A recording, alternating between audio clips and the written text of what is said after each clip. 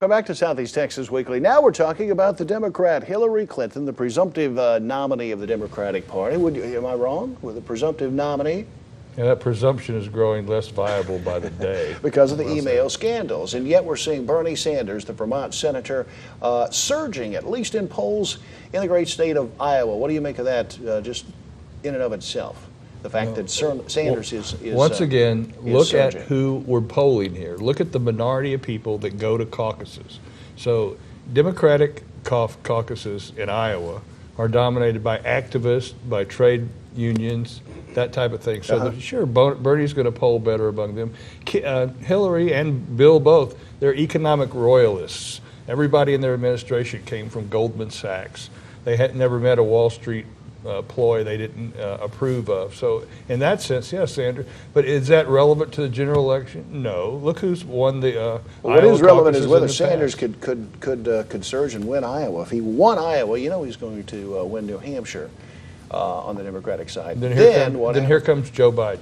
Did you see Joe Biden on the Colbert Show the second night it was on there? I didn't He gave see a very that. Did he make reference personal, to convenience store clerks again? Did he? What did he do this time? He talked about his son. Okay. He talked about, and Biden, vice presidents, they always focus on their gaffes, which is stupid.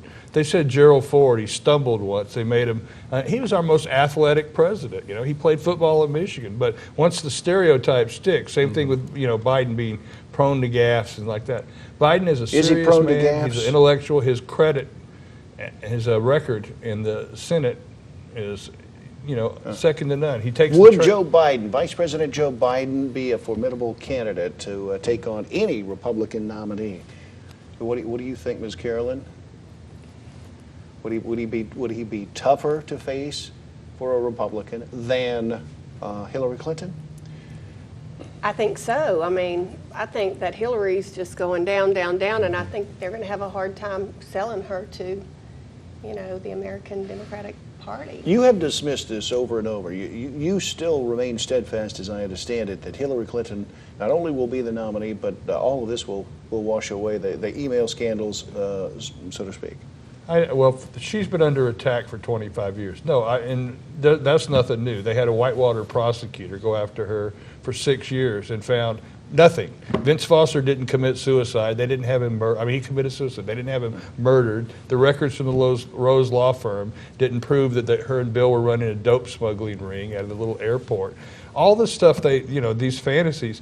But no, I just said I thought Biden would be a formidable candidate and may very well unseat her. And you know what Biden has to run on? The 8-year record of Obama, which economic prosperity, job growth, 16 million Americans with health insurance, but the end of the Iraq and Afghanistan. I think I'd run on that record. I hope he runs on that. runs on the Obama record? Obama would be better than Hillary, no question. Hillary's going down. She won't be the nominee. But Biden, long before he was vice president, did get in trouble for plagiarism, and stuff like that comes up when you finally get to be the candidate. I don't know if you've ever been a political speechwriter. I have. Well, actually, I have. And you have. Tell us about What do you do? You fish around for material to write in your speeches for your candidate. Maybe you don't attribute it as carefully as Biden didn't do in that case. The reality is, if you look at political rhetoric, if you read political speeches, most of them, the ideas in there come from somewhere else. It's a matter of, as a journalist, I can tell you, it's a matter of attribution. This coming from a man who continues to write brilliantly for the Beaumont Examiner, so I take your word on that point. The cost of Bernie Sanders' ideas, reported in this past week, just an atrocious, extraordinary cost. Does this go right back to the stereotype that Democratic candidates are tax and spend people? Gee, there's a guy named George W. Bush. You might remember him. I don't recall. He's the preeminent tax cutter and spender, and he. Talk about a tax and spend guy. Even his own brother can't defend his record. His deficit was never as high as the current deficit. The highest deficit ever was Barack Obama at $1.4 trillion. I'll take your question as a no.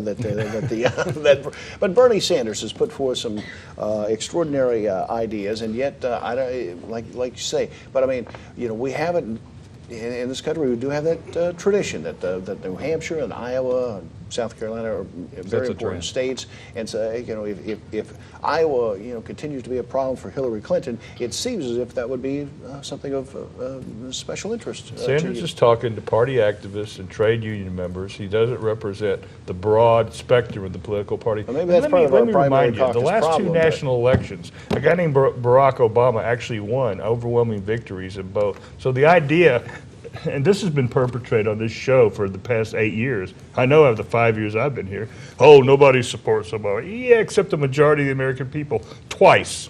So, and people come up to me in public and go, man, whenever they start talking about our president, you say, well, no, hold on a minute.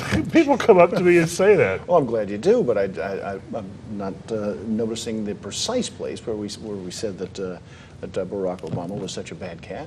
I would say Republicans. He does. I would say Republicans didn't run a candidate in the last two elections. This time, unfortunately for the Democrats, there is Republican candidates. All right, let's move on to this idea of the Iranian nuclear deal. We heard it in the GOP debates a lot last night. Texas U.S. Senator Ted Cruz vehemently still against this matter of the Iranian nuclear deal. What do you make of his rhetoric on Unfortunate. this question? It used to be politics Best stopped we at can the do. water's edge. We conducted foreign policy as one nation. Now it's the source of political controversy. The fact is, the other 5 nations that are parties to the Iran deal, they signed off on it. Our Congress failed to pass a resolution to stop it. Obama has crafted an agreement with Kerry that will end the prospect of nuclear weapons in Iran for a decade. I'll take that. All right. Can you imagine what the Islamic bomb would do if it blew up?